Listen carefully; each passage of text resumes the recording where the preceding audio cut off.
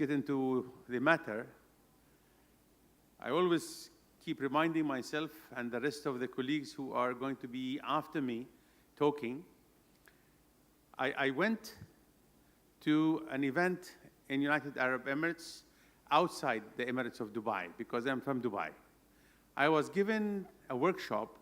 It was paid workshop for an hour. And my workshop was outside Dubai, and it was around 2 p.m., like what we call a graveyard slot. And I arrived 1:45, and it was a small kind of a theatrical arrangement. The gate was at the door was at the back. And I plugged in my computer and started to do the workshop because I've been paid for, but nobody showed up. 10 to 2, nobody showed up. 5 to 2, nobody showed up. 2:01, one person came in with a briefcase, and he sat at the end of the hall, so I begged him to come forward. And when he came forward, immediately I started to talk about what I'm going to talk about. And the poor guy did not discover during the presentation that he is alone until he gave me a big round of applause, because he was just looking around him and no one is but himself. Then I wrapped everything and I put my computer into the bag, and then I started to move out. He stopped me. He said, "Dr. Mansour, thank you very much for the presentation, but would you please wait for an hour?" I thought that he needs a ride to Dubai. So I didn't say it, but this is what I thought.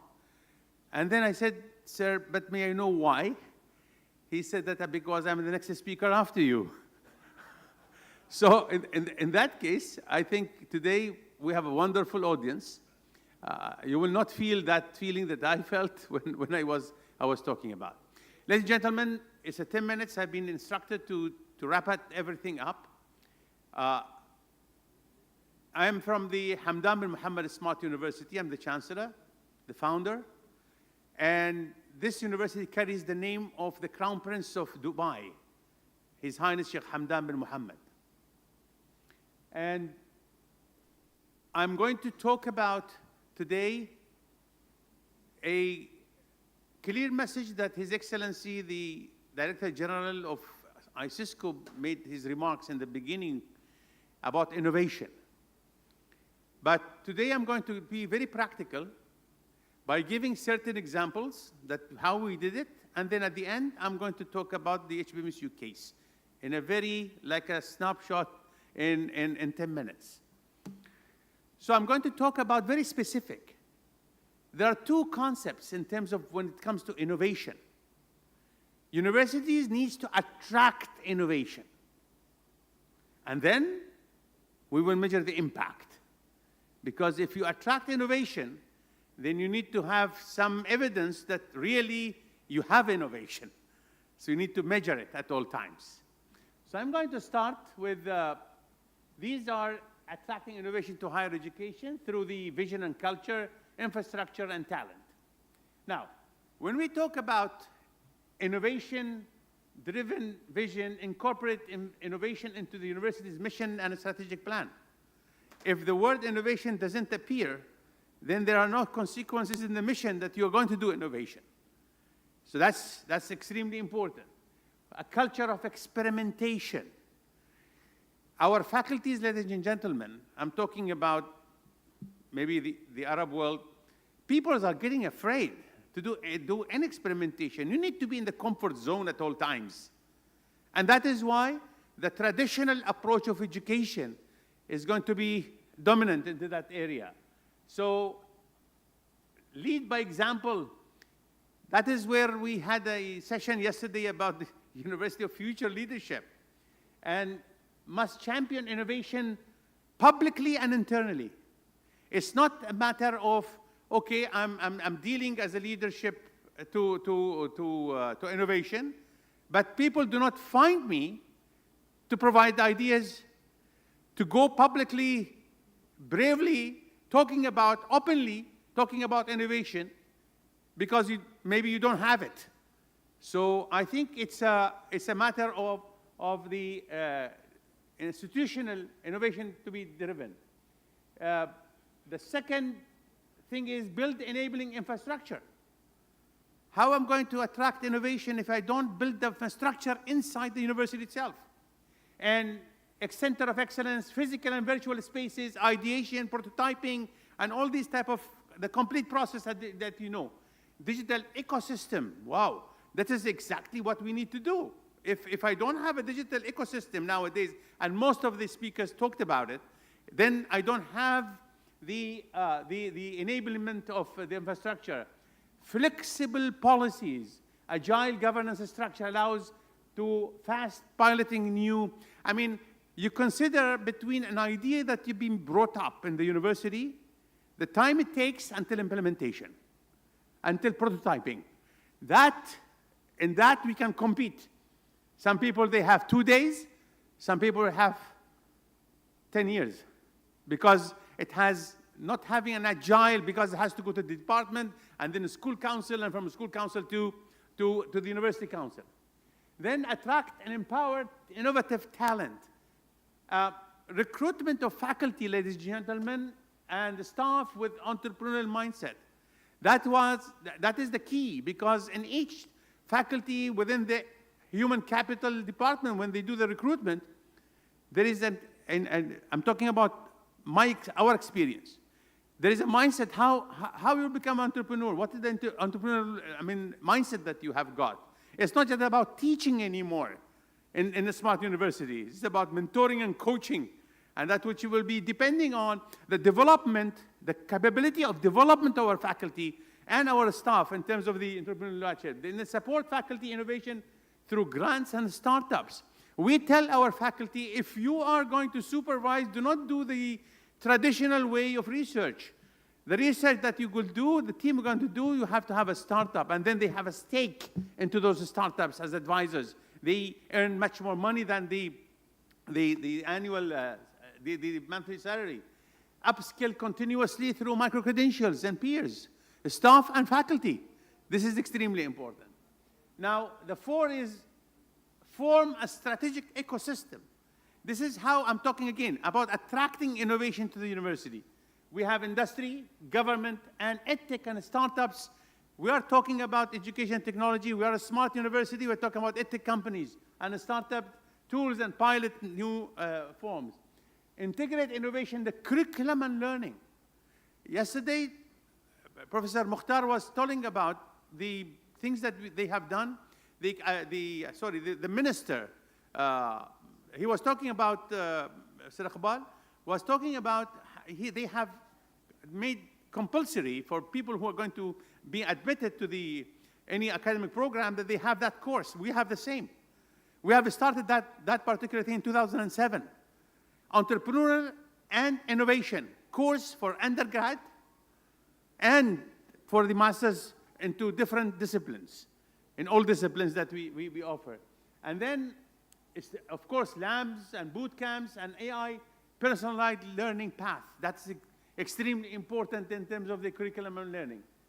Now, showcase a scale innovation is recognize success stories. We have to build a system to recognize, create innovation dashboards that track impact, and scale what works, move a pilot from institutional to adoption and on the university level. Now, these are the 6 pillars of how we attract. I'm going to go for measuring the impact of innovation in higher education. The first measured impact is tangible outcomes, agile institutional mindset. That's extremely important when we talk about innovation. We have to sprint at all times. I'm giving our people that we need to sprint, not just to run. Impact, foster adoption ideas, more experimentation increase. These are on the right-hand side, ladies and gentlemen. I put some kind of a metrics that we can be able to measure the impact. The second is enhance academic offerings, the interdisciplinary, offerings of the programs, student satisfaction, innovation, and uptake, micro-credentials, and AI. So these are the measures that we measure the impact. And then a strong external positioning. And I think today I was very happy to see the Al-Farabi University in Kazakhstan, how they apply these type of principles about innovation MOUs, increase networks, and so on and so forth.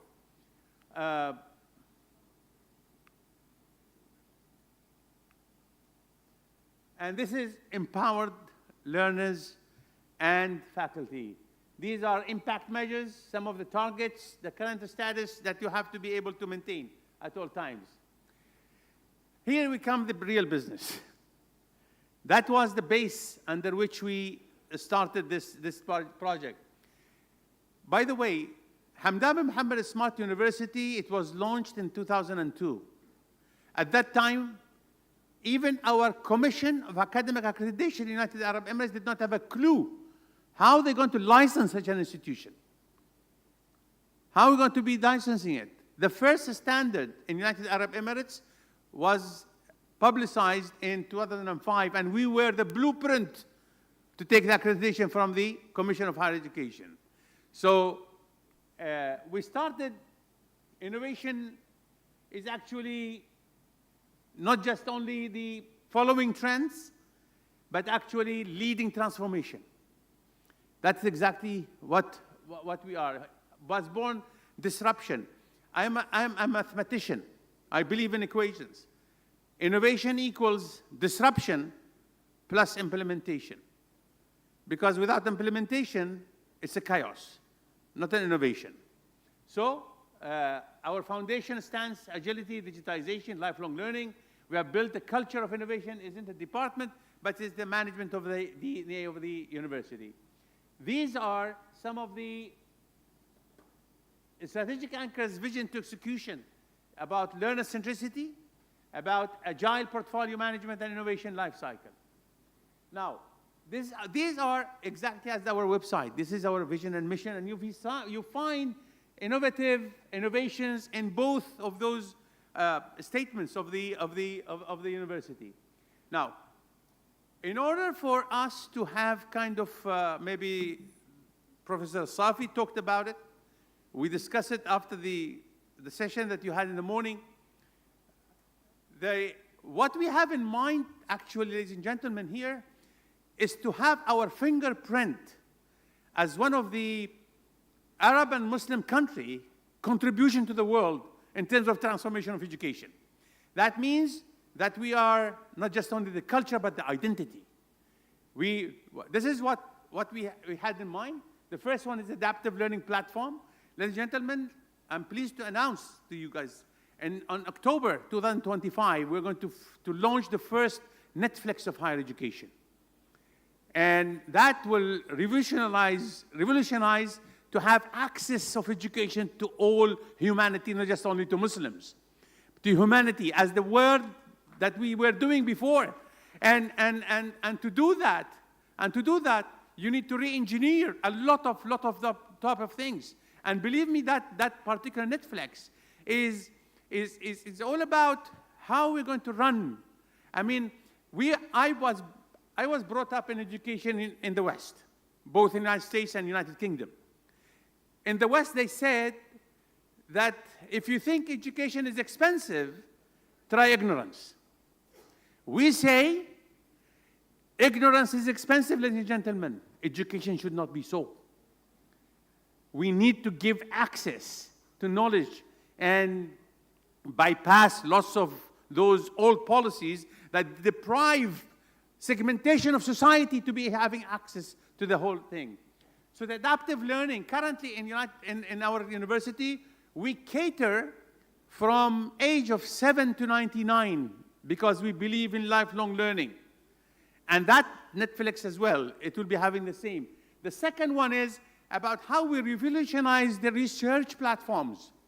We're going to launch at the same time a research platform that it's based on a technology, Web3 and blockchain, to be able for us to be tokenize even the IP.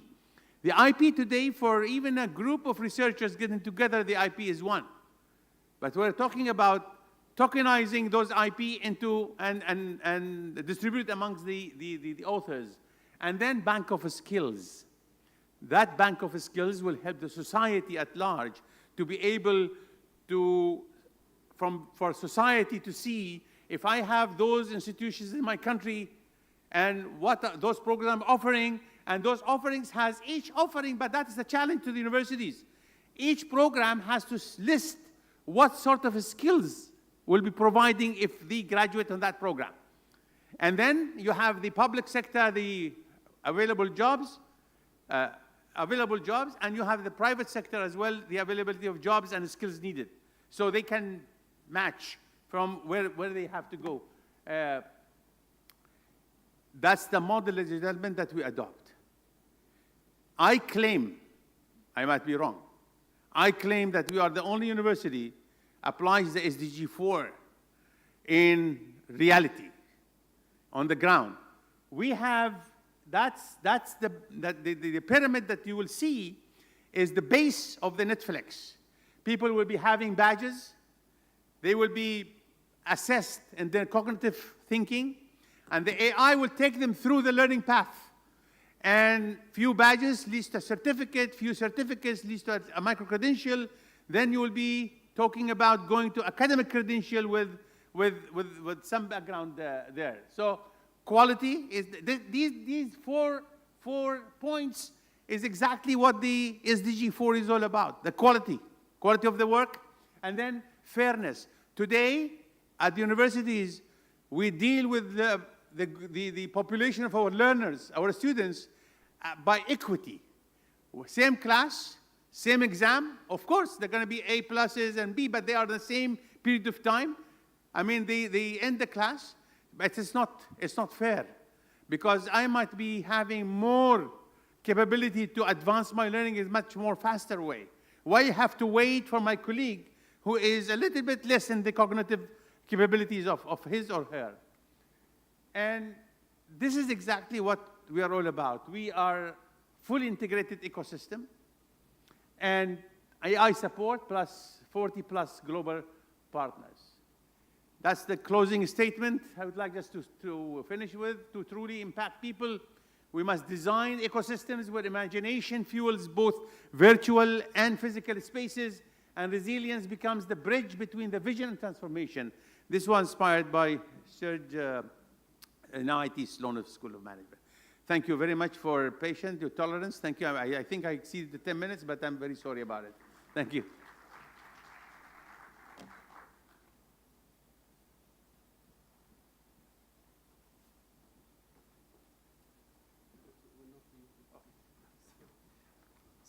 Sorry, we will not be able to take any questions because we don't have enough time. So we'll move directly to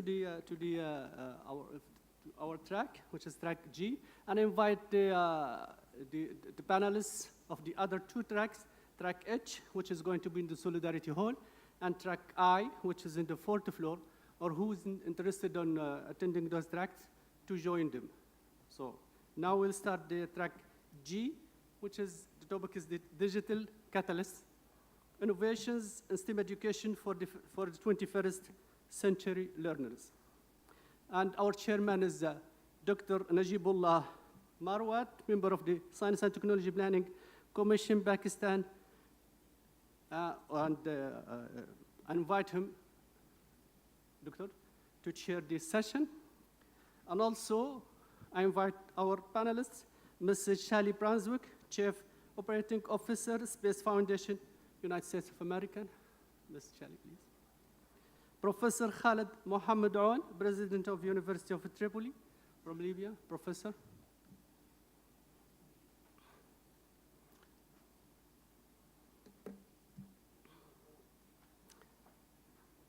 Professor Isa Bashir, Vice Chancellor, Sudan University of Science and Technology. Professor Isa. Professor Dr. Mohammed Mujib, Rector, Baki, Australia Institute of Applied Science and Technology, Pakistan.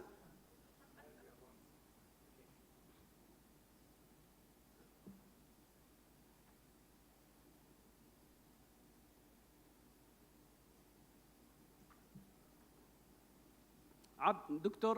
Abdelilah Qadili, President, the Temkin Foundation, Morocco, and Professor Vazi Askarov, Vice Rector of Strategic Affairs, Azerbaijan State Oil and Industry University, Azerbaijan. Please. Dr. Abdulillah, we are waiting. Dr. Najibullah, the floor is yours, please.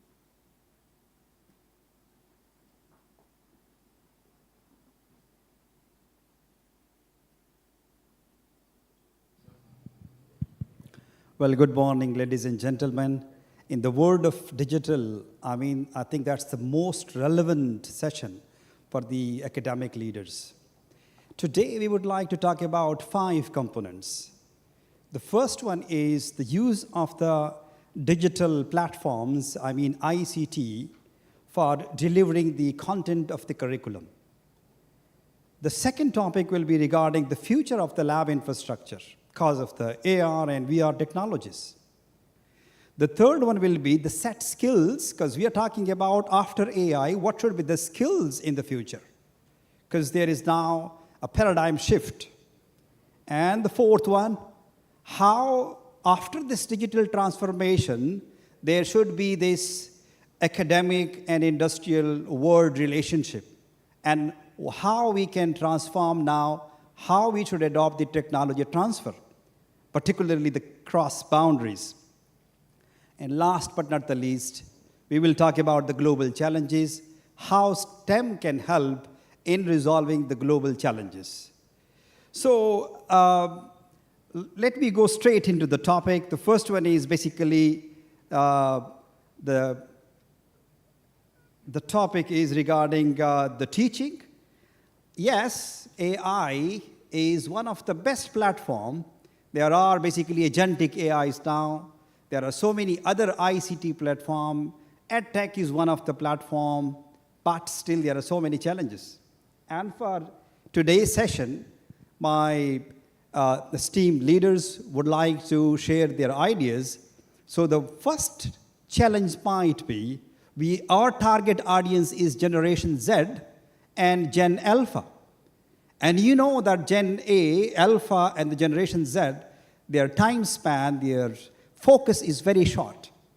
So if it is all about technical, if there is no humor aspect, then how AI can retain and how AI can help us in this one.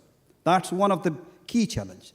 The second key challenge is the language and the cultural challenges. And I think the most important we would like to discuss, there are 4 quotients, you all know. One is basically the IQ. The IQ might be strengthened by these technologies, but there are 3 more very important quotient. One is the emotional quotient, one is the social quotient, and then there is adversity quotient. So how about these 3 quotient after this AI intervention? So please, my first expert, your opinion. Well, thank you so much. I'm Shelley Brunswick, and I'm a futurist and a space advocate, so I'm honored to be joining you. So I'm going to look at this through the lens of space. And what I mean by that is we in space have to be interdisciplinary. We have to learn, unlearn, relearn. We have to incorporate technology. But one of the things that I want to hear, today on my earlier panel, we talked about artificial intelligence, and we're talking about artificial intelligence, and we're talking about artificial intelligence. But we can't remove the human from the artificial intelligence. That is what makes us different than machines. We cannot compete with machines. A machine will process data from a satellite faster than a human. But we can use the artificial intelligence as a tool to process the data to provide the human with insights and ideas. So as we think about education for the future, this is how we have to think about the students of the future. We are all still students. We are all now going to be lifelong learners. Every stage of our life, things will change. Technology will change. Societies will have changes. How do we adapt? How do we unlearn things that we've learned? How do we learn new things? So I'm going to say resilience is one of those key skills. and being that lifelong learner. And then I'd love to hear what our fellow panelists have to say. If I may pass the mic down. I think I have one here. Oh, you have one? Okay, so we will. Thank you.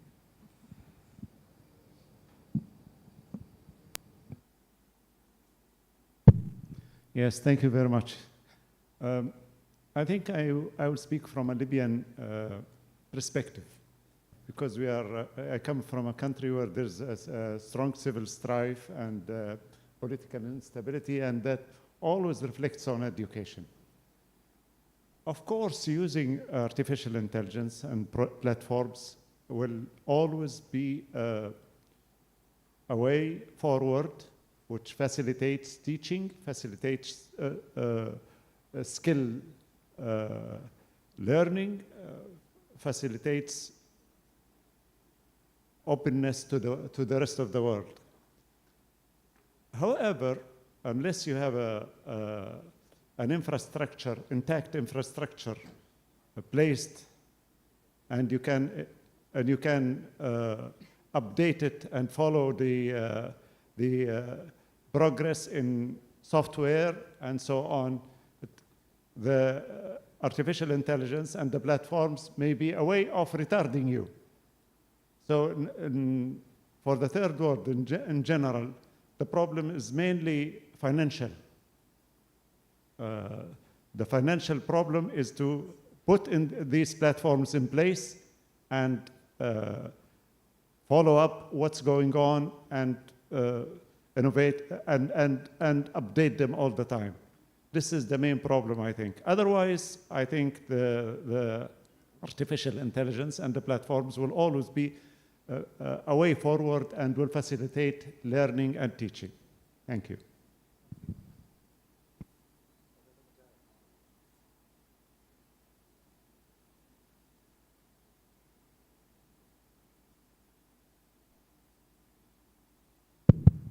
Okay, thank you. I'm Mohammad Mujahid.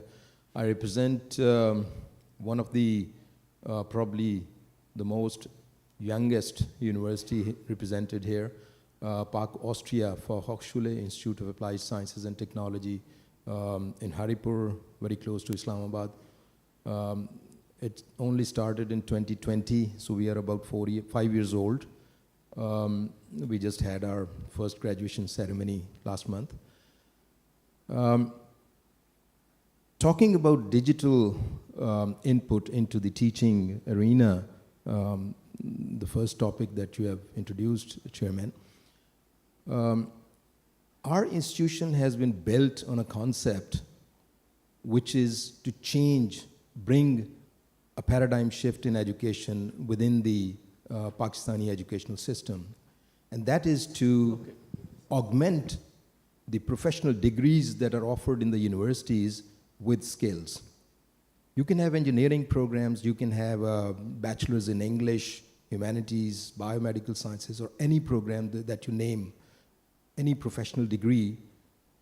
They must have skills so that you can produce industry-ready or job-ready graduates. That is the basic objective of our new establishment of new university. And for that, of course, you need methodologies, you need to implement a strategy that will actually produce those graduates. And for that, we selected a model which is very successful in Europe, a Fachhochschule model, that is University of Applied Sciences. So all our university programs, they are applied in nature, where we have skill part or the hands-on part, which is more than 50% of what we actually deliver. So that is one thing that we have to do. That means we are talking about teaching, learning, relearning, retooling. That means learning and teaching is constant, but we need to add the skill part, that we must have skill into teaching, actually.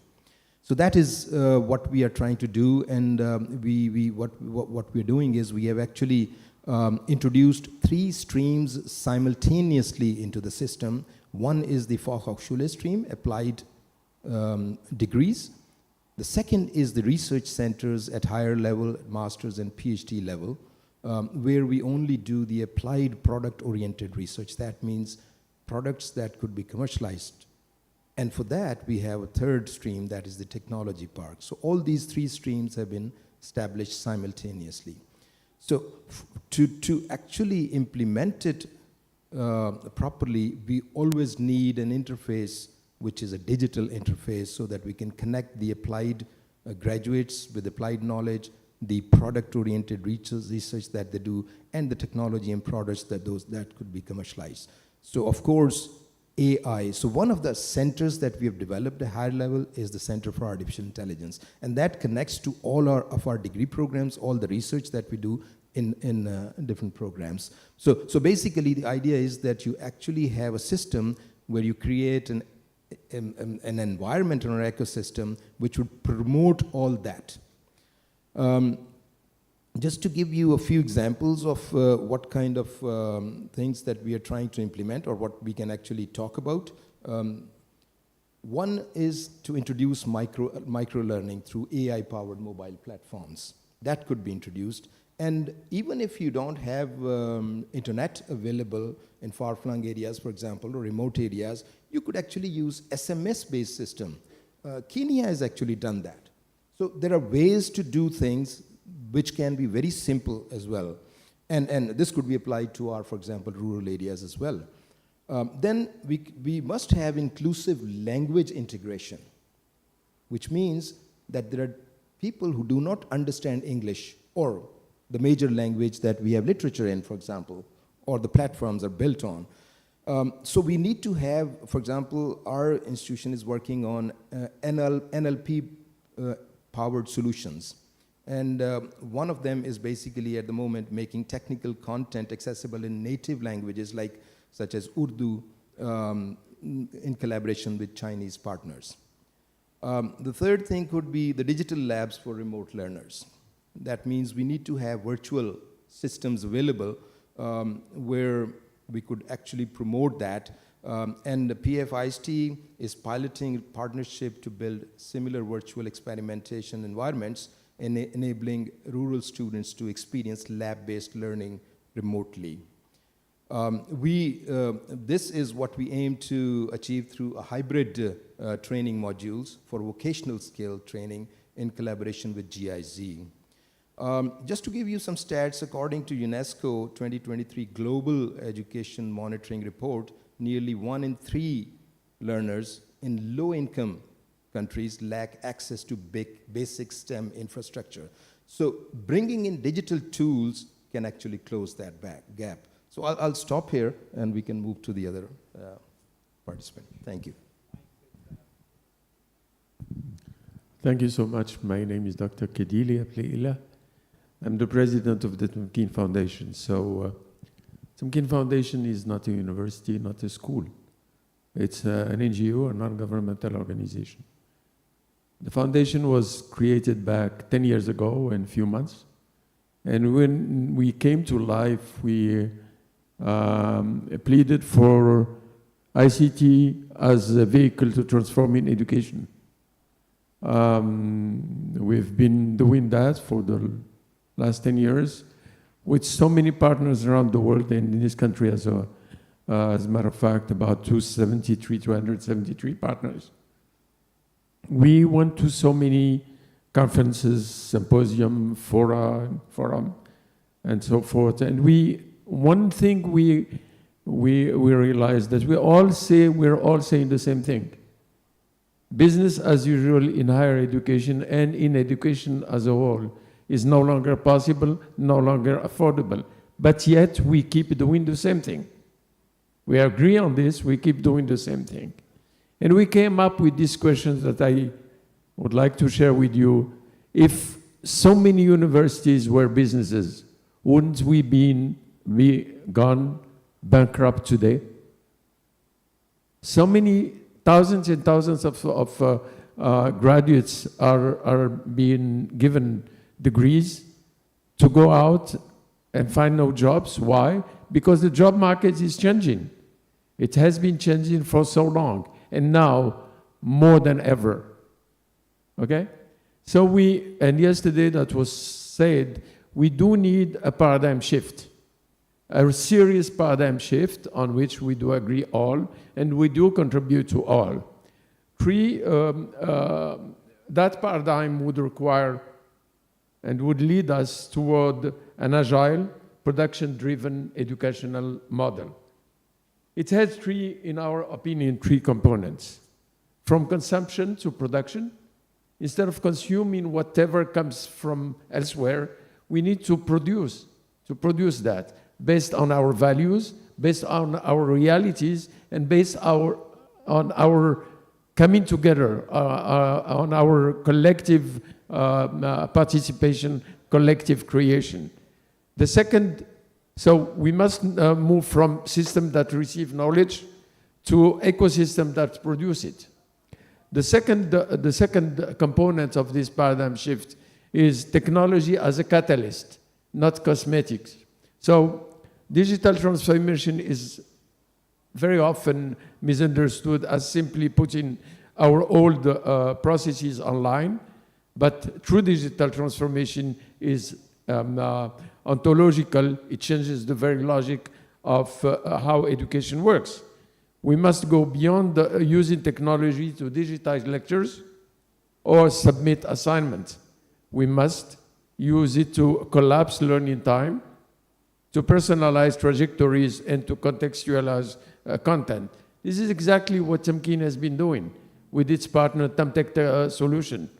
Now, the third component of this paradigm shift would be modular dynamic pathways. The future is modular, it's fluid, it's lifelong. We must enhance micro-credentials, stackable modules, cross-sectoral learning, all grounded in what learners actually need, not what institutions are using to offering. And I would like to share with you an idea. Imagine a student in Casablanca or Karachi or in any other part of the world building a STEM degree by combining a foundational AI model from a local university, robotics internship at a regional startup, a virtual course on sustainable design from a partner university in Malaysia, Kuala Lumpur, and a capstone project solving a real-world problem in her own university. That's not utopia. That's urgently possible if we redesign our system accordingly. We must stop thinking of education as a one-stop passport and start trading it as a dynamic operating system, updatable, adaptable, and co-owned by the learner. I would like to stop here and then we'll come back. Okay, thanks. Thank you very much. I'm Vaze Askarov from Azerbaijan, and I'm very pleased to be here today in the main office of ICESCO and to present the first oil and gas profile higher technical university in Asia, in Azerbaijan, in Europe. My university is created in 1920, and this year we will celebrate 105th anniversary of the university. And regarding our discussion of this panel and STEM education in Azerbaijan, Azerbaijan emphasized the development of STEM education from primary to higher education level to foster innovation and support economic diversification. And the Azerbaijani government has outlined strategic plan to boost science and technology. So investments have been made in digital infrastructure, e-governance, IT technology development, and at the same time we have to think and underline the important role of internship, leadership, and digital transformation, which is very important. For example, 100 years ago, 80 years ago, it can be possible to imagine what we will do 10 years after. We have some plans in education, especially in different learning process. But today, as you, dear moderator, you speak about generation, different gaps between generation. We have also in education sphere to adapt and also to be ready for collaboration for the future generation, especially in as a university. So today we can also to ask a question.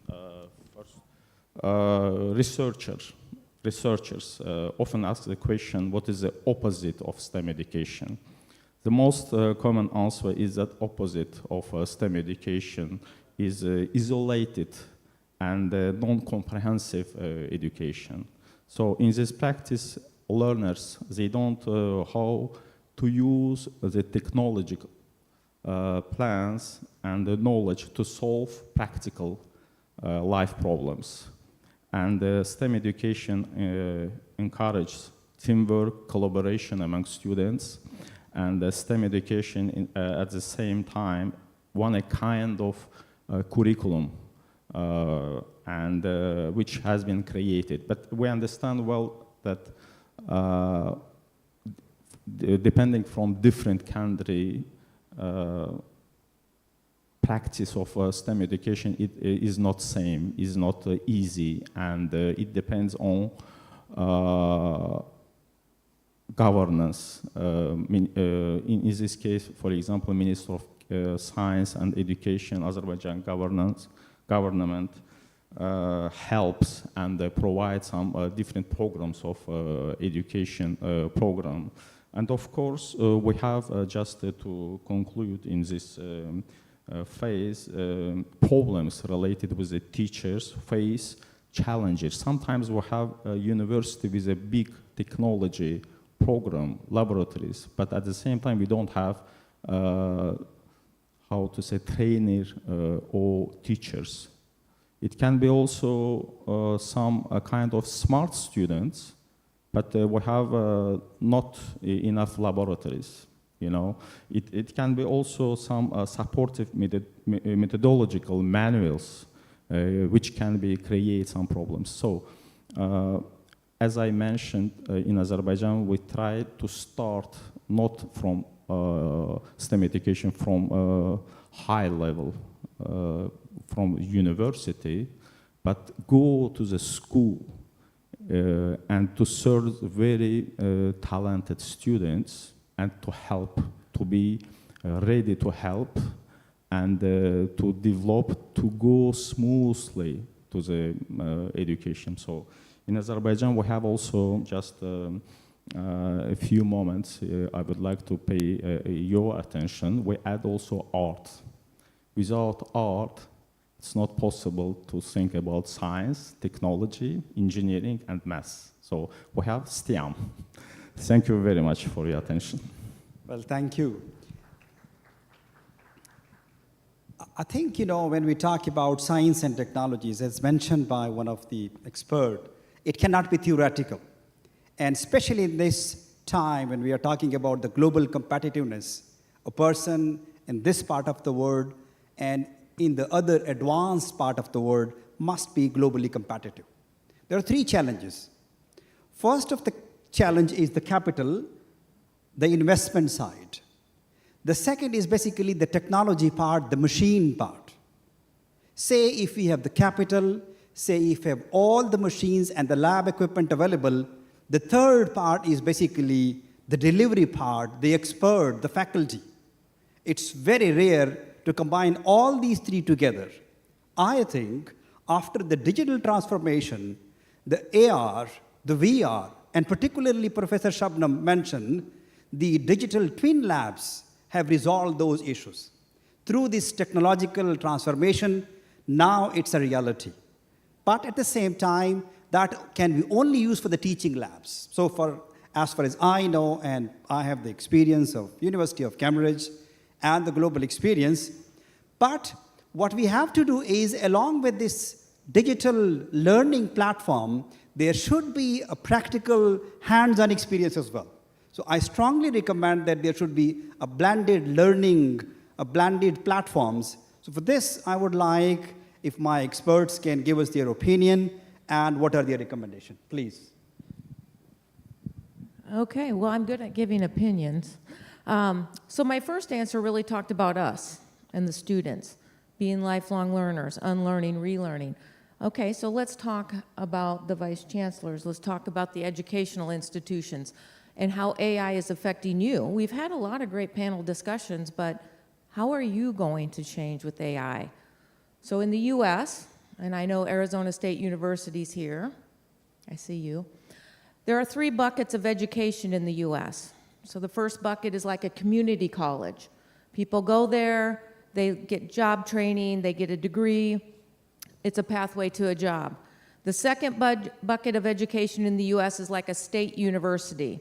Again, it's primarily a learner goes there, they get job skills, they get a degree, and it's primarily to get employment. There may be some research out of that university, but again, primarily their focus is pathways to jobs.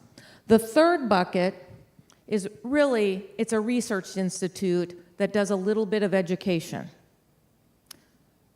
So as we look at AI, those first 2 buckets, that community college, state college that's really doing career training, are going to be revolutionized and changed dramatically by AI. And how does that impact the universities and your thinking of what your role is, how you deliver content? How are you delivering content now to people who have to unlearn, relearn periodically because technology is changing, jobs are changing? So those first 2 buckets are very much about career skills. The third bucket we can't live without, the research. That's what universities, they lead in research, healthcare, space innovation, technology. That's an area that will not change by AI much. I mean, AI may come into the lab for research, but research is research. So I had an earlier panel today where we talked with the chancellors from various universities about how does maybe ICESCO help lead those centers of excellence and innovation throughout the Islamic member states to look at that research component of how do you continue to develop the research, because the research is the engines of economic development and job creation. The first 2 buckets of education are about career paths to fill the jobs that the research institutes create. So with that, I look forward to hearing what my colleagues from institutions have to say. Thank you very much. I'll deviate a little bit, but in the same path. I have a few questions. For example, what's the future job? Can anybody tell? So that we gear ourselves towards, designing degrees and programs to tackle that job and prepare people for those future jobs. Of course, now we tackle this problem through preparing cross-discipline, non-classical degrees. But the statistics say that within, say, less than 20 years, people will have to switch from one job to the other, up to 20 jobs during their working career, which is very bleak future for anybody. I'm scared for my children and my grandchildren, in fact. The other question is the university model of learning still valid?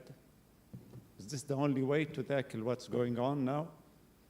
Are these degrees we are giving really enough for our children? This is another problem. The other question is, in countries with conservative societies and closed borders, is the job market for the people of that country still secure for its own citizens? It's no longer secure at all. Also, in a highly changing world, and hence job market, is cross-countries degrees, exchange of knowledge and skills become mandatory and even obligatory? I think the answer is yes. And the last but not least, and the most shocking question to me is, what is the future of humanities? Are we becoming robots driven by AI? I think we are in a very dire situation. Thank you.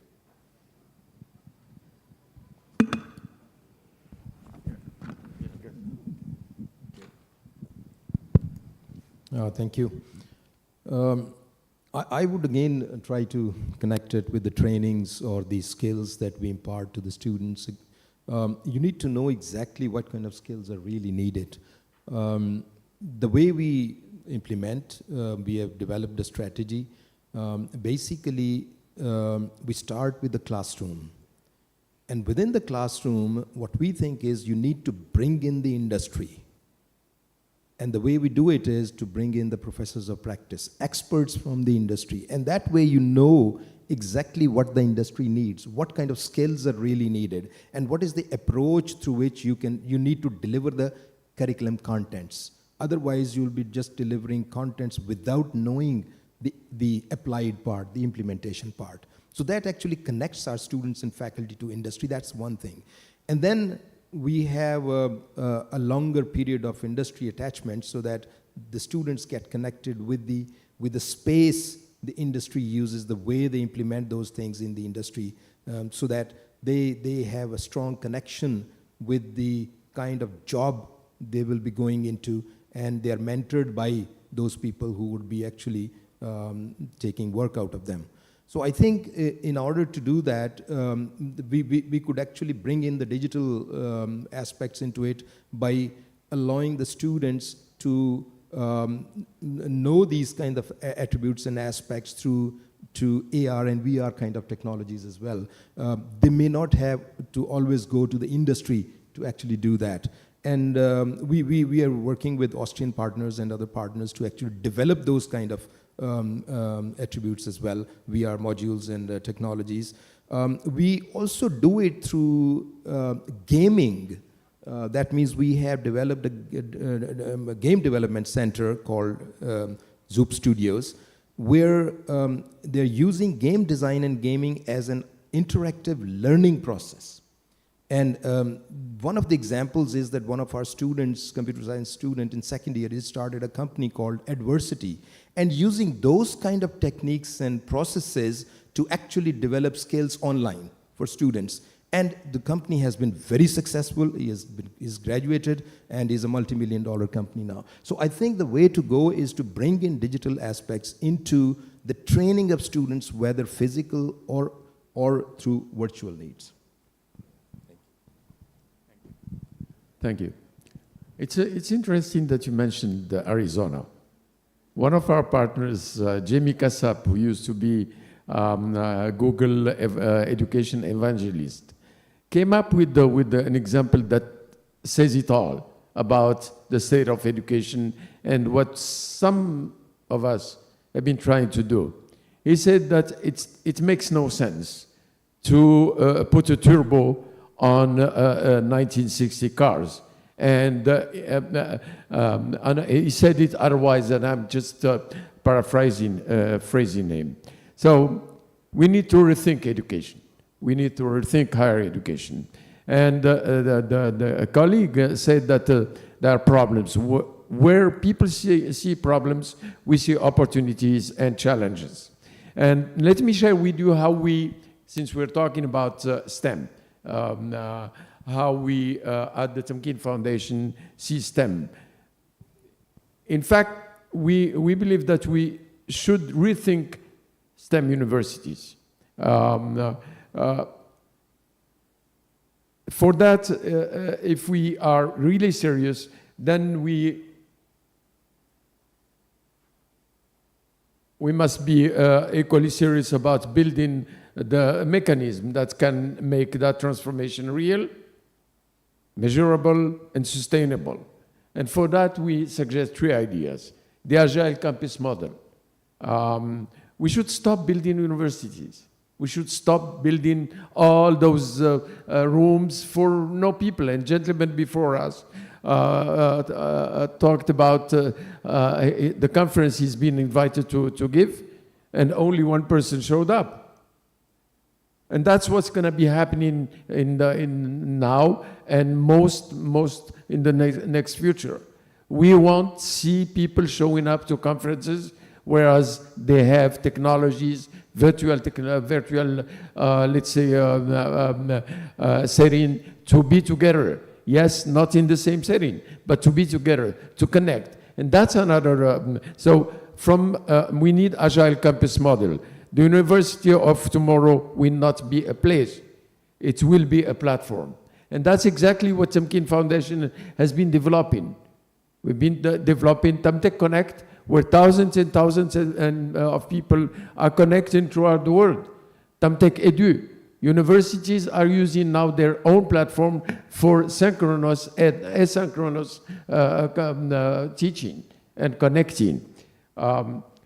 Local learning hubs, physical labs, makerspace, field sites, decentralized digital classrooms, real-time market feedback. The second is AI-tutored contextualized learning ecosystems. We should stop fearing the AI in education. As a matter of fact, if we're together, we could challenge AI. We could be together instead of fearing challenges, finding ways and processes to transcend AI and use it as a tool rather than as something that we wake up and we're totally scared altogether of what's going to happen. It's going to take my job. No, if we transcend AI, challenge AI, it will not be taking our job. It will be used ethically, responsibly, and intelligently. And for that, we have developed several platforms. We are inputting, we are injecting AI into them, creating AI agents to serve students individually. The third possible, the second approach is a pan-Islamic innovation cluster, from MOU to momentums. How many MOUs have we signed? And then we go to our offices and we forget about that. We need to get together and be honest about that. What we need today is a pan-Islamic innovation cluster. Joint micro-credential programs in frontier tech fields, shared STEM research labs across countries, federated data platform for AI and climate modeling, mobility fellowships, not only for students, but for STEM faculty, staff, engineers, and digital entrepreneurs. Let us pull our resources, our talents, our ideas, and stop reinventing the wheels in isolation. And I'll move to my colleague, and we'll get back on that. Thank you very much. So today we speak about AI, virtual labs, and immersive technology, of course. But what is else? What we have to develop before starting learning, before starting teaching process? We have very good laboratories. We have very good talented students. Could you imagine? We have very good teachers. But could you just imagine a pandemic period of time and to think and to answer to this question, the number of universities, I speak just only university, not government, not organization, just how many universities were ready to continue online study?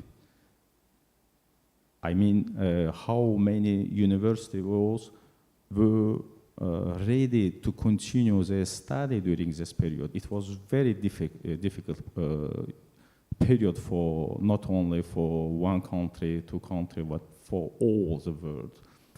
And yes, of course, we are artificial intelligence. We give information personally. Each person gives information to artificial intelligence, and they enrich the information, and after we share information. So artificial intelligence or share laboratories, it depends on our collaboration. We have to think about to develop university, to develop learning process, and how is it possible? Of course, without collaboration, it is not possible. Without collaboration of university of one country. We can to start. Just information. We have, for example, in one university, very big laboratory. Yesterday we spoke also about Europe Commission. Professor speak about laboratory with the light. Is it possible to imagine after 6 o'clock laboratory is closed? Why? And we have to open this opportunity to the, first of all, to the students, to the teachers, and not only to create, as you mentioned, some platform between university to give this access to the students without any problems of bureaucratic problems to have access to the university. Of course, to develop also collaboration between university with a different governmental and non-governmental organization. And I would like also to speak about establishment of advisory board with industry leaders. Develop joint research center or innovation hubs, private sector mentorship programs, guest lectures of different professors from different universities, and of course support startup incubators and accelerators. Thank you. Well, thank you. So we have very short time now, almost 10 minutes, and it should be like a dragon den pitch after this one. I'm merging two parts now. Skill part, the challenge, the key challenge, I think. First of all, I would strongly recommend, if you haven't read it, it's the World Economic Forum Future of Job Report 2025, published in January 2025. I think it's the most relevant report so far regarding the set skills for the future dynamics. And I think I would like to highlight, there are 4 industrial revolutions so far. The latest one was called Industry 4.0 in 2011.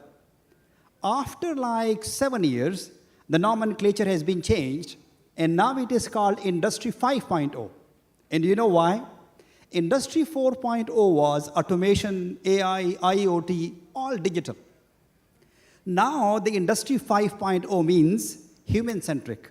All these things are very important, but the human aspect is the key thing. So that's why, as far as these digital transformation will take place, the human aspect is very important. The last part. So I'm basically looking after the development portfolio of 3 ministries in Pakistan: Ministry of Higher Education, Ministry of IT, and Ministry of Science and Technology. The 4th part is basically the academia-industry relationship. And that's basically the research part now, not the teaching lab. I think that's my recommendation. That's my understanding so far. All of the universities should not be part of the entrepreneurial world. There is a nomenclature teaching universities, while entrepreneurial one. And let me tell you the reason why. Whenever we talk about the technology transfer, we talk about technology readiness levels. These are TRL 1 to 9. What we have realized in developing countries, TRL 3, technology readiness level 3 to 6, where actually prototyping take place, the pre-commercialization take place, the testing certification take place. These are very expensive. This need a huge investment. So each university might not establish these infrastructure. Even in the developed economies, you see Oxford, Cambridge, Stanford, they have actually those platforms, but not in all the universities. So I think after this, there should be a nomenclature, there should be the division of the teaching versus the entrepreneurial universities. So expert opinion on these two, and as I mentioned, we have 10 minutes, please. Well, thank you again. When we think about skills, and I'm going to come at it from the industry side of it, many times when I meet with industry leaders, they say, well, I have employees, but they don't take initiative. They don't know to just, they come to me with every problem, and then they want me to give them an answer. Or they don't know how to problem solve. Again, they come to me with every problem. So what this is coming down to is the ability for universities to help not only with the hard skills, this is a STEM panel with art, right? Michelangelo, we want STEM and art, we want a balance. But it's also about how do we teach, some people call them soft skills, I call them essential skills.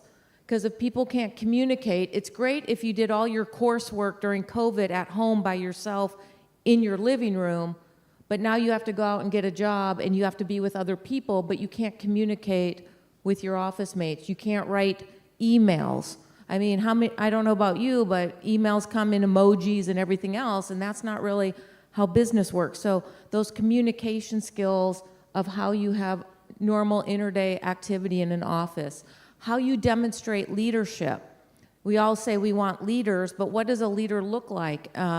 Leader-follower relationship, and how do universities help create and enhance that skill in students so when they go into the workplace, they're able to be seen as future leaders, because we want to create career paths, not just a job. I don't want to say you can be an engineer.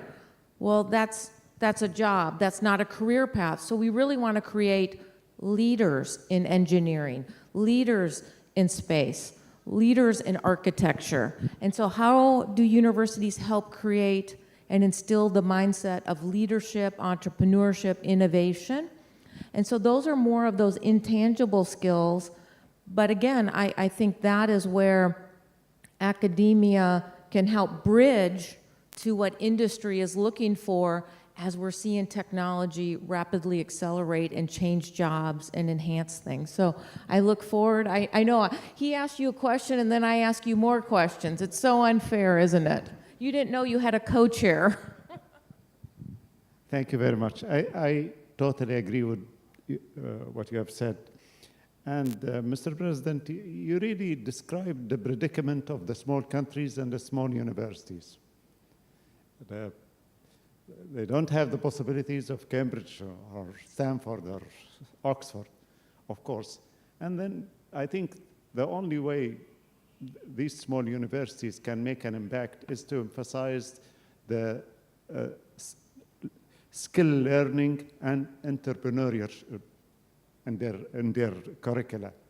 And of course, that needs an extensive program of training educators, because the educators now in the underdeveloped world are all classical in their thinking and methodology, and they are not up to this time and day.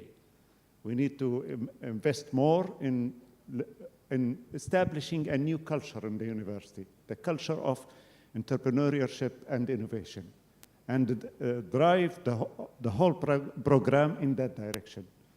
Of course, in this case, importing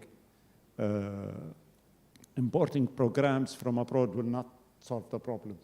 You have to have a program that's based on your own culture and background, and that's another challenge, very, very big challenge. I think the challenge is for the small countries and small universities is more stronger and more complex than the advanced universities. Thank you.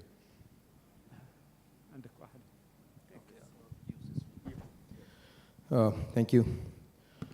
I cannot agree more, Dr. Najib. We, as I said earlier, that we are more like an entrepreneurial university. And my question would be, how could you become an entrepreneurial university if you cannot deliver the entrepreneurial mindset to your students, and the faculty must be trained in doing that as well? The faculty that normally we have in universities is not really geared to implement or execute that kind of effect into the system. What we need is training of faculty, or bring in entrepreneurs to deliver the training of entrepreneurship. And that's what we are exactly trying to do.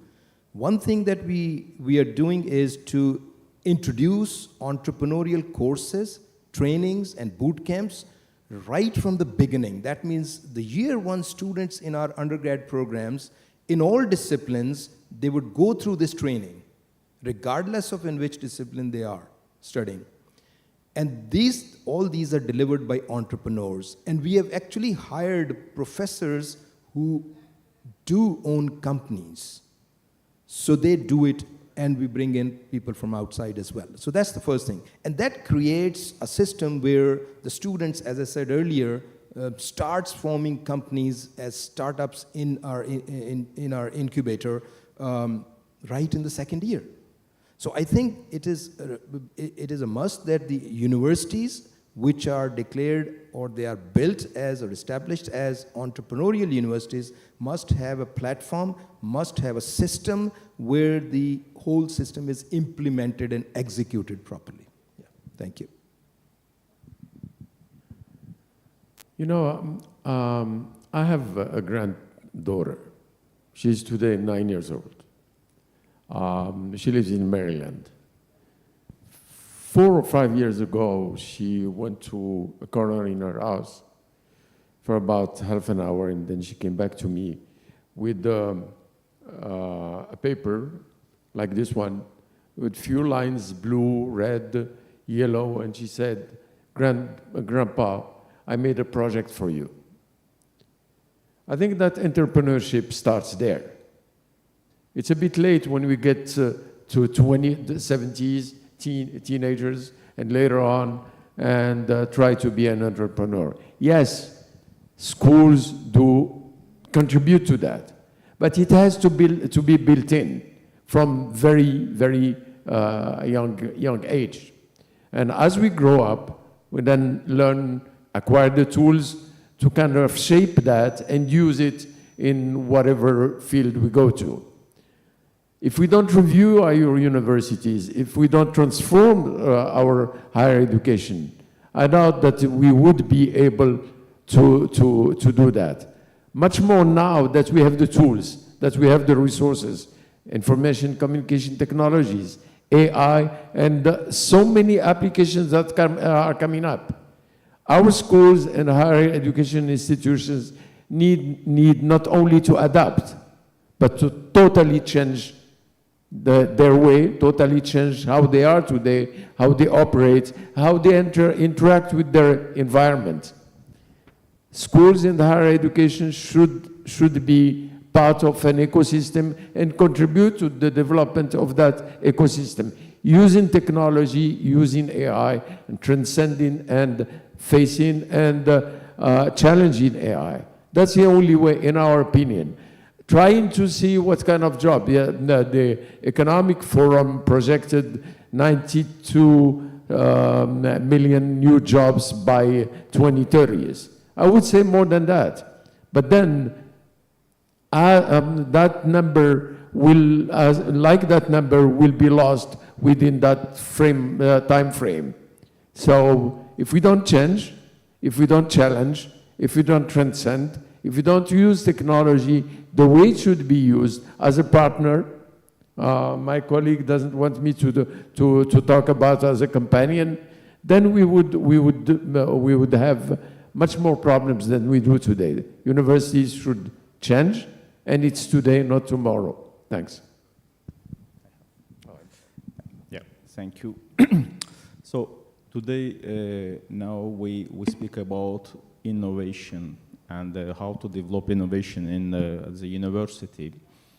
And of course, organizing of different kind of hackathon competition at the level of between university, intra-university, and sometimes to invite students from different countries. It's also big opportunity for the students, not only to prepare to give some future startup project, at the same time to have a capability to present it.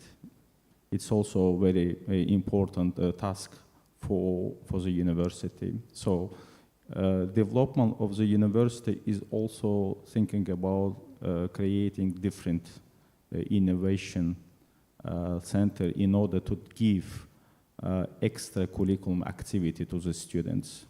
not only in my university, but Azerbaijan government, as well as Minister of Science and Education, create and give possibility to create, for example, Sabah Lab Innovation Center in Azerbaijan, a national innovation platform helping all the university, especially the technical university and early stage startup, develop tech prototypes, and they give them, of course, entrepreneurial skills, provide as well as access to high performance computer mentorship and the investor network, especially in AI and robotics and green techs. Focus on inclusive access by recruiting top students across Azerbaijan, public university, and not only from capital. We are also interested to invite women in technology. As you know, we know all that the presence of women is not very high, and the Azerbaijan government try to augment the number of women students in technology, and creating of this kind of, I can also to give other examples. For example, Azercell Telecom created Barama Innovation Center in these tech incubators, give students to access to coding and to organize, to participate in different kind of hackathons, startups, acceleration program. Of course, we have also Microsoft's Imagine Cap Azerbaijan, local education edition of Microsoft Global Students Innovation Competition, enable university students to access Microsoft Azure, develop tools and mentorship. So in this regards, organizing of different kind of tech nest provides free and training for students as well as for trainers. So in this regard, presence of university is huge, and thank you for your attention. Well, thank you. The last topic, and I think that's one of the key challenge now, that's basically how STEM can play a key role in resolving the global issues. Before sharing my views, I think there is a big shift, paradigm shift in the academic world. And the shift is basically from the awarding degree institutions to solution, to the problem solution. And that's basically the technology transfer and all of those things. Now, basically, in all of those technological transformation, two things are very important. One is basically the market size and how big, how access we can have to the market. So we actually, the Islamic world, is a big platform regarding the market. And the second, the most important thing is the cost effectiveness. And I think, again, we have the edge. So that's why there is a big shift from the West towards us. So when I see these two things, there are these plus points, but unfortunately, we haven't seen a paradigm shift. So I will ask my experts, what is their opinion, and particularly, what can be the role of ICESCO in this transformation? Thank you. Well, thank you, and I'm gonna close on space. What's space got to do with it? And what I'm gonna share is many times when we think about space, many people say, well, that's just astronauts and rockets, and my country doesn't have anything to do with space. And what I'm gonna highlight is space technology is emerging technology, and it's enabling technology. It's intersecting other emerging technologies, AI, quantum, advanced manufacturing, biotech, energy and energy storage. I can go on and on. There's a space component to each and every one of those, and that is going to unlock innovation and job opportunities. In 2023, the global space economy was $630 billion, and according to the World Economic Forum, it's going to grow to $1.8 trillion by 2035. And there are going to be those who are on the wave of that technology transformation with space and AI, and those that are not. And they are going to be left behind in a great technology divide on planet Earth. The second part of that is, and we don't want to leave anyone behind, so one, that can be the role of ICESCO, to close that gap, which they're doing with their education events and activities. The second part of that is, sometimes people say, we can't do space and climate change. And what I say to you is, you can't do climate change, climate mitigation, without space technology and innovation. Space is part of the solution for climate change. Space is part of the solution for the greatest challenges on planet Earth. And both of those opportunities, the technology change and the challenges on Earth, are opportunities for innovation, entrepreneurship, and job creation. So I want to thank you again. Thank you very much, Mr. President. This is a very pertinent question. In fact, STEM education has been there for the past 50 years. All engineering schools in the world are STEM-based, one way or another. Since man put Sputnik into space and STEM education was there. The problem is, how can we enlarge that to other disciplines? Medical schools, agricultural schools, and even to a certain extent, some of the humanities which are quantifiable. The part that is quantifiable of the humanities. I think ICESCO's role in this respect is that we need technical support in that direction, and bringing us together in a forum like this is helping very much, because I heard experiences of other universities and met so many people, but probably we need more than that. We need a collection of universities who are interested in developing curricula in that direction. We exchange experiences, and we benefit from universities who have leaped forward in that direction. In my case, in my university, I think we are still suffering from the instability, and that is affecting our programs. We are barely maintaining the university working on time with the existing facilities, but this should not be the case tomorrow. We should work on that there's another Libya tomorrow, and the other Libya should be advanced and up to date, and its universities are within the realm of the advanced universities, and that's not difficult. That's not difficult. It needs a will, and I think ICESCO can play a vital role in that direction. Thank you. Thank you. When we talk about organizations like ICESCO, I think there are three things I would think of that ICESCO and such organizations could assist in. For example, STEM for addressing SDGs. For example, climate-focused curriculum elements can be developed on sustainable materials or solar engineering or anything which is food tech, for example, and we need partnership, global partnership in this. We can have a bio-AI convergence. For example, in Turkey, TÜBİTAK launched AI-powered platforms during COVID-19. They actually gave 350 AI health-related projects in 2020 and 2022.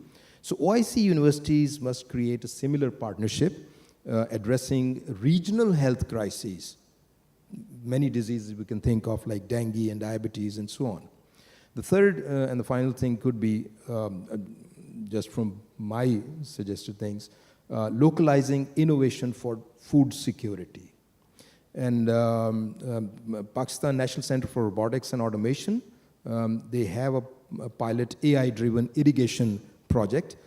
Similarly, we need cross-border STEM partnership to scale such innovations across Africa, Middle East, Asia. All these regions need food security. Yeah, thank you.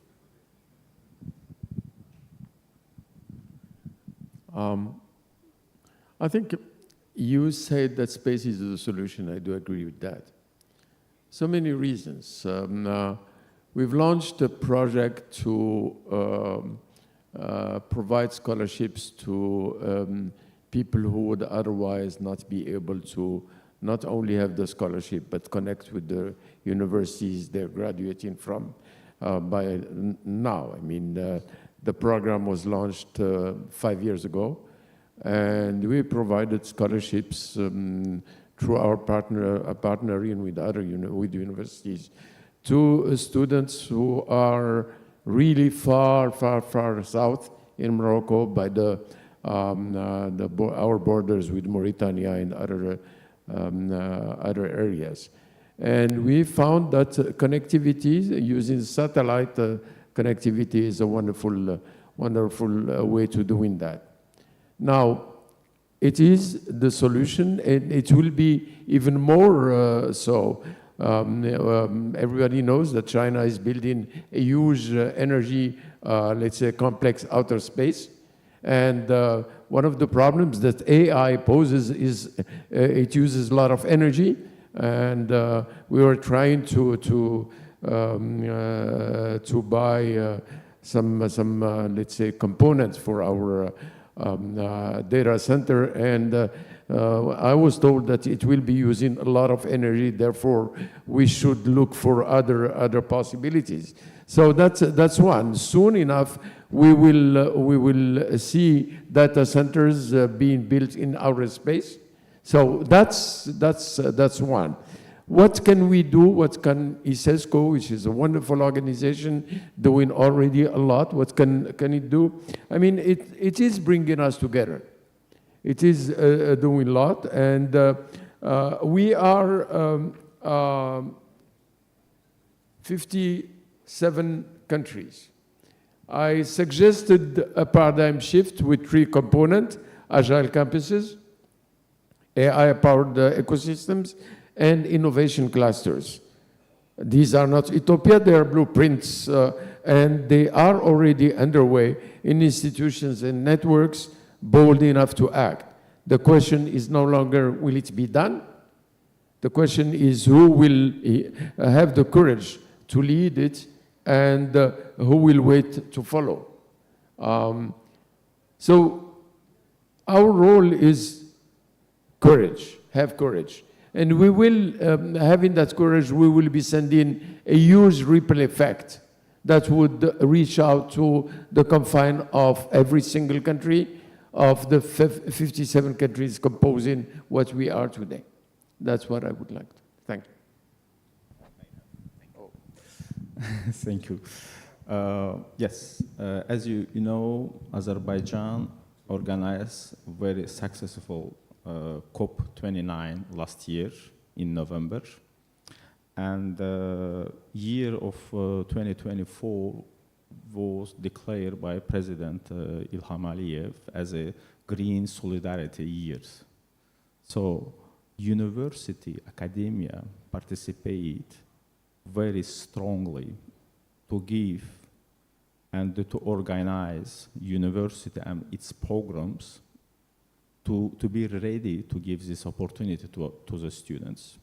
So approximately 4 years ago, we started a new program in renewable energy with Warwick University in double diploma. And the second one was organized with Strasbourg University in water resource management. So university participate actively to give, to prepare the future candidates, engineer, and in this order, encourage research and creativity focused on renewable energy, sustainable agriculture, disease prevention and environment conversation, promoting interdisciplinary and understanding, and integrate disciplines such as environmental science, engineering, biology, economics, and social science. So supporting ethical and social responsibility to serve the diverse population and consider ecological sustainability in order to develop skills in innovation, entrepreneurship, and leadership that enable students to translate idea into tangible solutions. So support as a startups, incubation, hackathons, and innovation challenges focused on global issues. Thank you. Well, thank you so much for your input and expert opinion. Ladies and gentlemen, thank you for your patience and have a lovely day. Thank you. Thank you very much. I would like to thank all of our panelists, our chair, and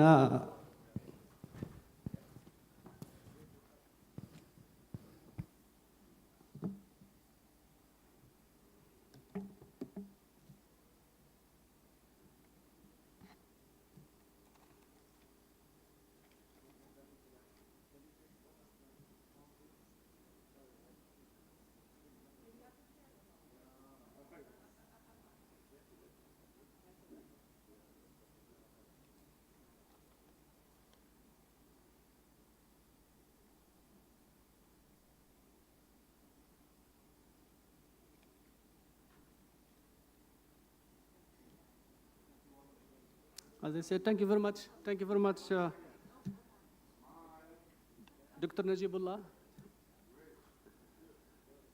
Thank you very much. Thank you, Ms. Shali. Thank you, Dr. Khalid, Dr. Abdulila,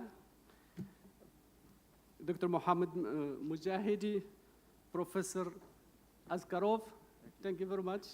And please stay with us. We are waiting for the other tracks to go to move to the closing ceremony.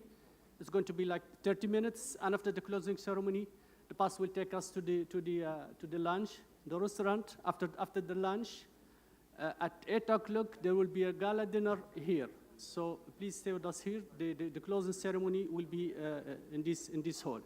Thank you very much. One more thing. One of our dear participant lost his badge for the hotel. So please, it would be.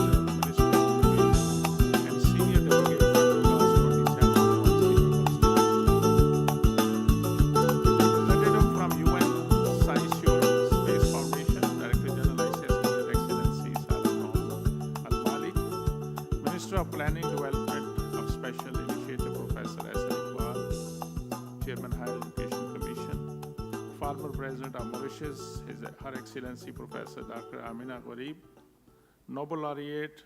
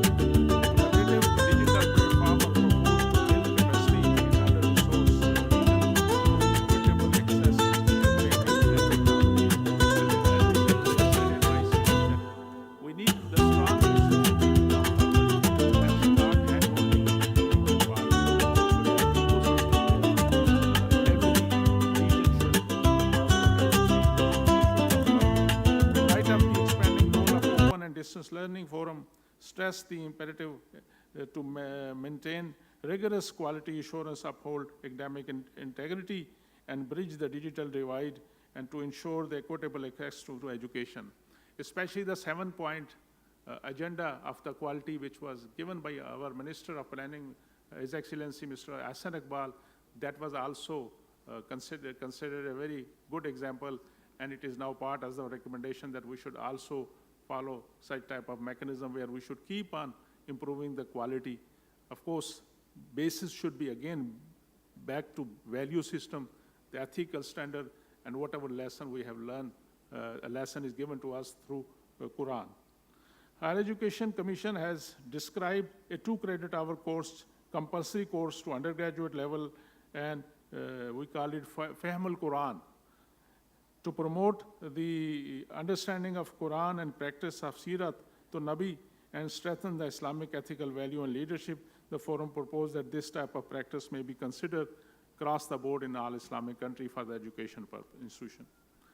Climate resilience, food security, and sustainability emerged as cross-cutting priorities. University were urged to integrate climate research, AI application, and space technology into curricula and institutional strategies, regional partnership, inter-universities collaboration, thematic alliances were recommended as mechanism to collectively address the climate-related challenges and advance sustainability goals through well-organized and structured collaboration for impactful research, review, and development of the curricula, joint program, technical assistance, training, and exchange programs.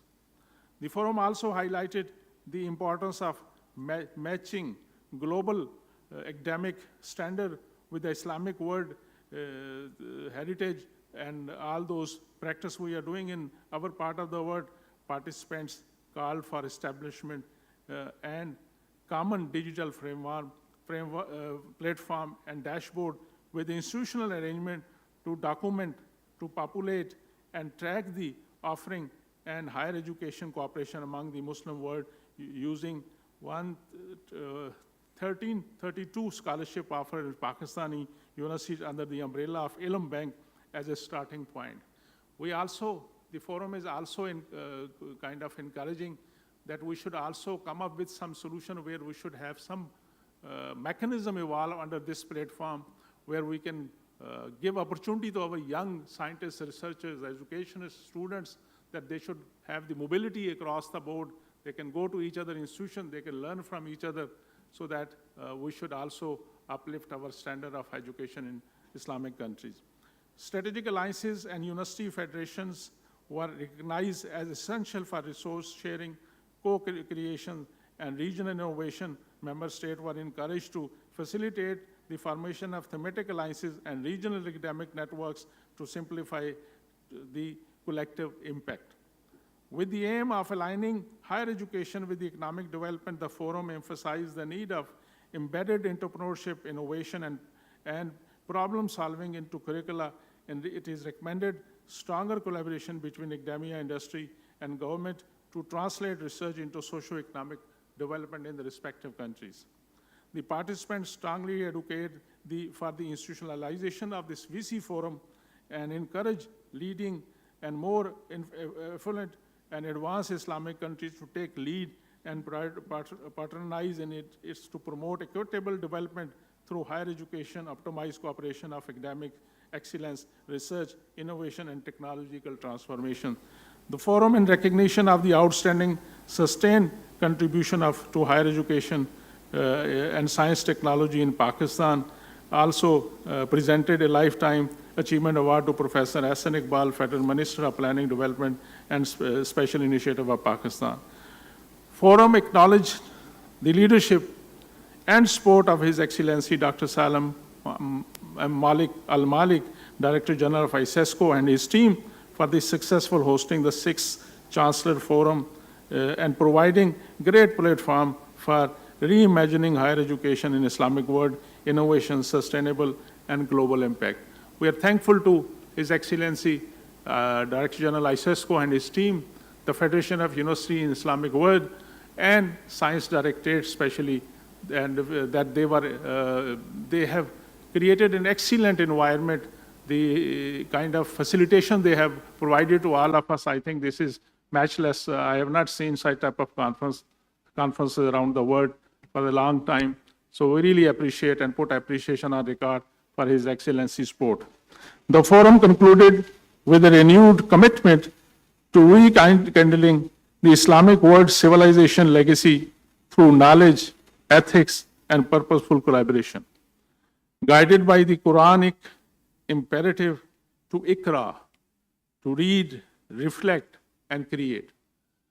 6th Vice Chancellor Forum adopted this resolution today on June 24th, 2025. Ladies and gentlemen, if you all agree, we can raise hand and we adopt it. And inshallah, we will definitely continue our resolve that we will keep on striving hard, that we have to bring our ummah back to that pride where they used to be from 7th to 13th century.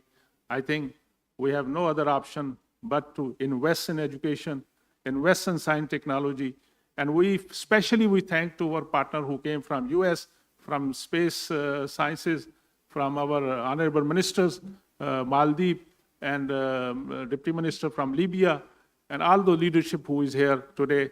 With these thoughts, ladies and gentlemen, I want to thank you, and especially special thanks to Dr. Sharif also, because he was running around and his team and was, mashallah, doing a lot of good work.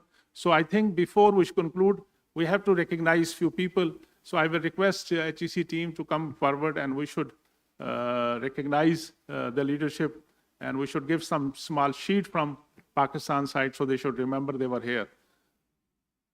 आ जाओ बेटा, list है वैसा आप आ जाएं, जरा आप announce करें. Yes brother. Assalamu alaikum. Thank you very much, Professor Mukhtar Sahib. What I want to ask, request is if we can get through email the closing remarks and the conclusion so that we can be focused on what we have discussed the 2 days here. So this was what I was reading. So we'll give you this thing after we get it approved from Yes, Excellency. yes, These are the yes. concluding remarks and So that we resolution. all can be focused on what Of we course. have said and what we have done and what we have. Let's do it. Okay. I think if one person has started here in 2012, and see we are here on the 6th conference and how many people are attending. So each one of you can do more than that. We don't have to wait for other to act. Let's act us. Wherever you are, do it there. Wherever I am, I will do it. Let's do it, and collectively we will make a difference, inshallah. Inshallah. Thank you very much. Thank you. Sir, आप इधर आ जाइए, मैं राबील को भी call में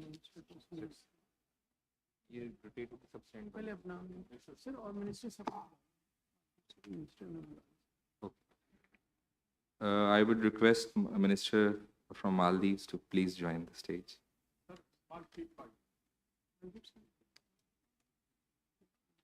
Sir, shield and bag. और क्या है शीट के अलावा Shield और bag. दोनों. सर ये इसमें ना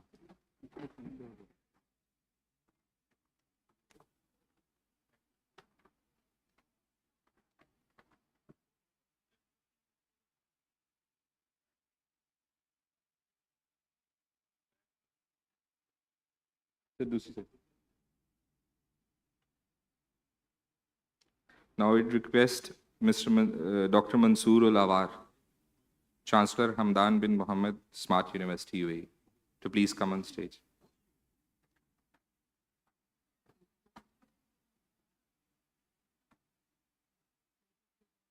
Sir, shield.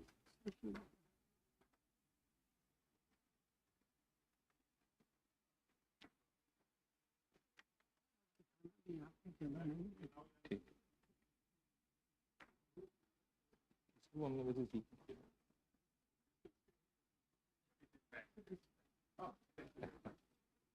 Now I'll request Ms. Shelley Burnswick, Chief Operating Officer of the Space Foundation, a shield and a shawl from the Chairman HEC, a traditional shawl from Pakistan. Shawl खोल ली?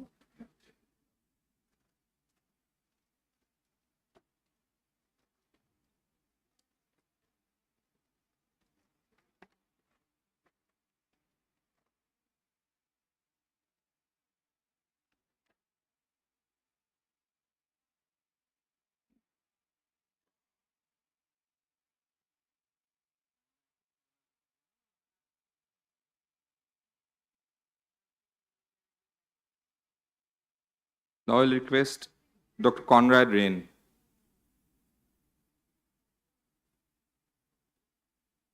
He is Secretary of the Global Flagship Initiative for Food Security, former Policy Officer, European Commission. Chairman HEC will present a shield.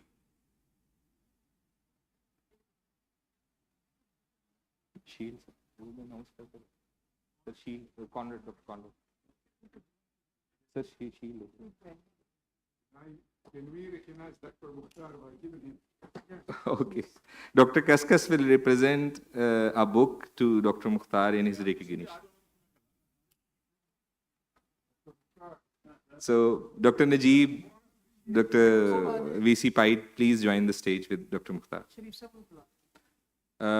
Dr. Muhammad Sharif, if you are around, please come with us.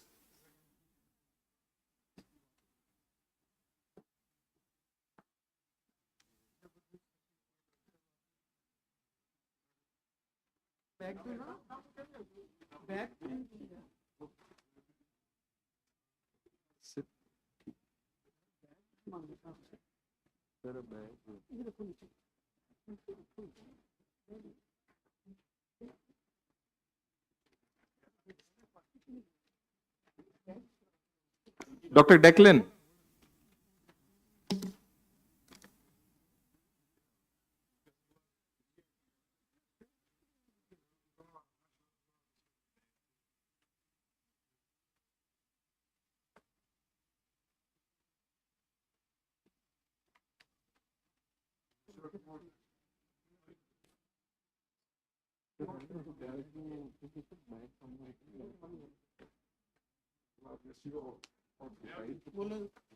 Dr. Declan. Sir, shield.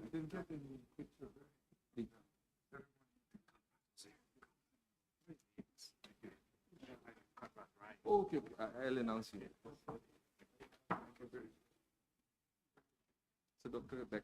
Conrad is waiting here. Okay.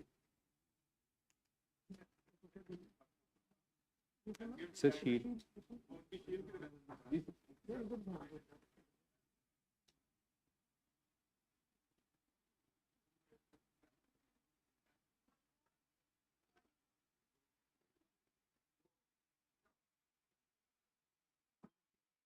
So Dr. Conrad. Dr. Conrad, please.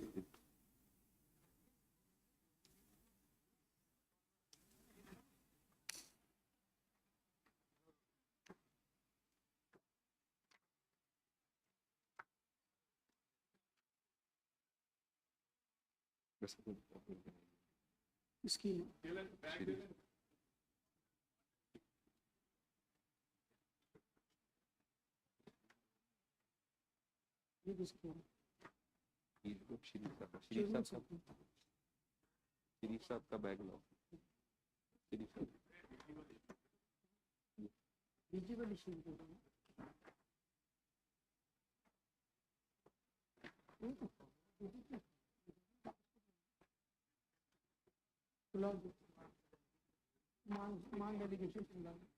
Now I would like to invite the delegation from Oman to please come on stage. All the delegates from Oman, please come to stage.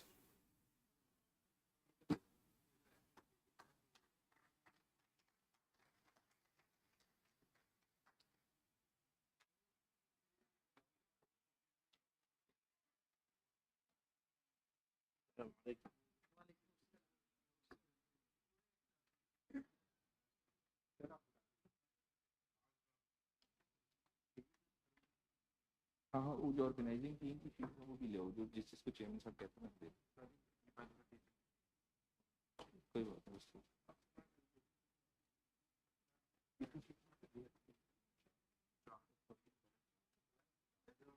उसको नहीं sir इसके मुताबिक तो वो भी organising team आ गई ना अभी अगर किसी को बुलाना चाहते हैं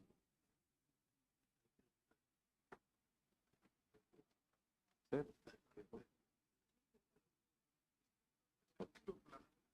बस सर अब Sir. Now, in recognition of the organizing team for this VC forum, Dr. Mukhtar will like to present.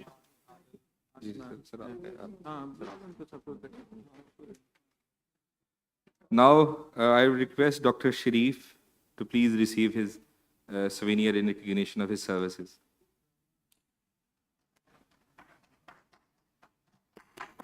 Yeah, he deserves a big round of applause, please.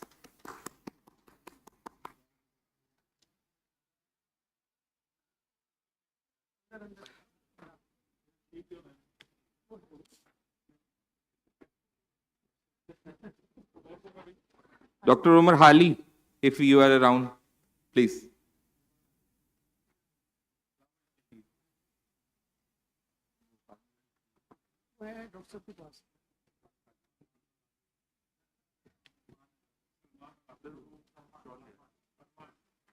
जी सर वो फहाम और आदिल और विसाम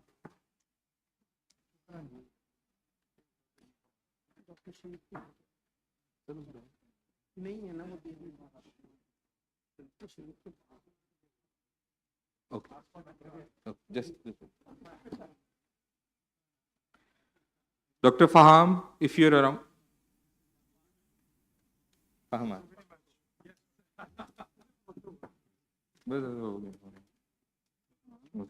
आदिल और विसाम बुला लो ना बुलाई जाओ विसाम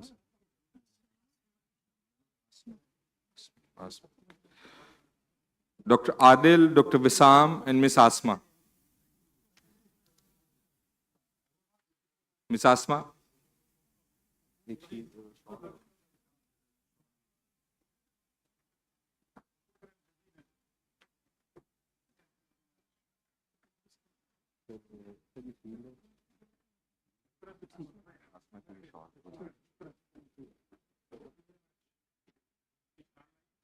जी sir one by one. Just come one by one on stage. Dr. Fahman. Yeah.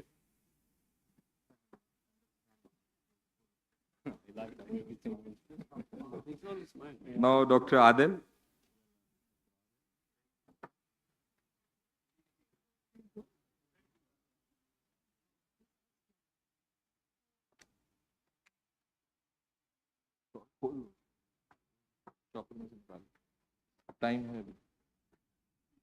Dr. Wissam.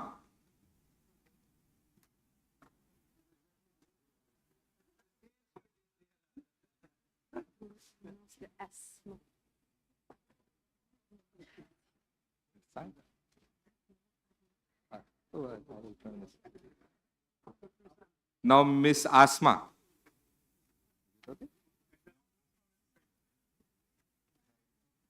Miss Saida, are you around?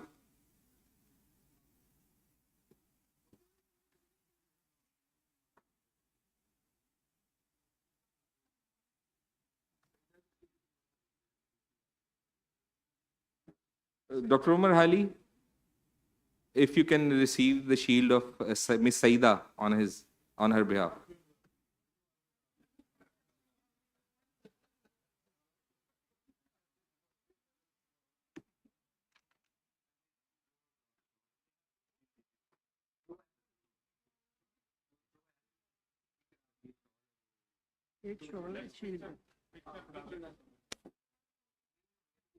नहीं सर हैगी ले आओ शॉल हैगी ये ना 2 शॉल्स ले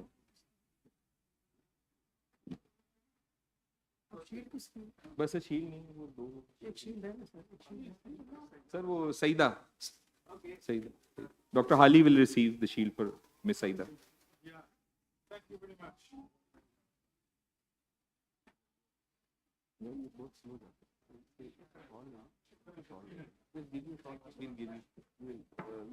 यार इनको कोई गल नहीं तस्वीर तो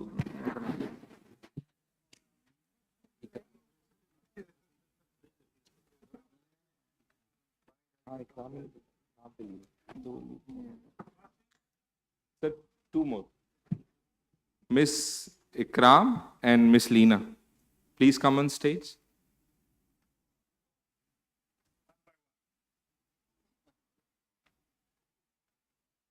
यार वो पूरी बैग में पैक है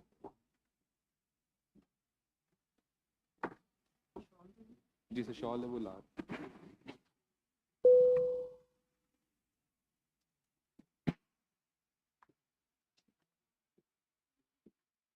बस के बैग दे दो miss Leena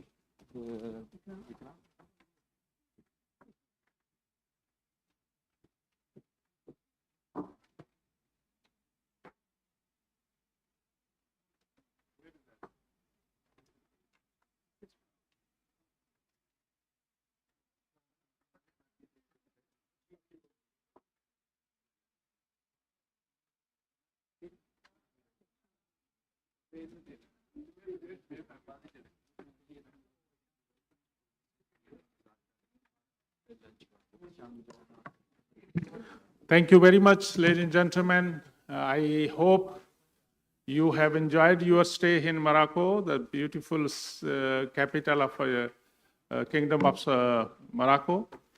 And ICESCO has created the best kind of facility for us.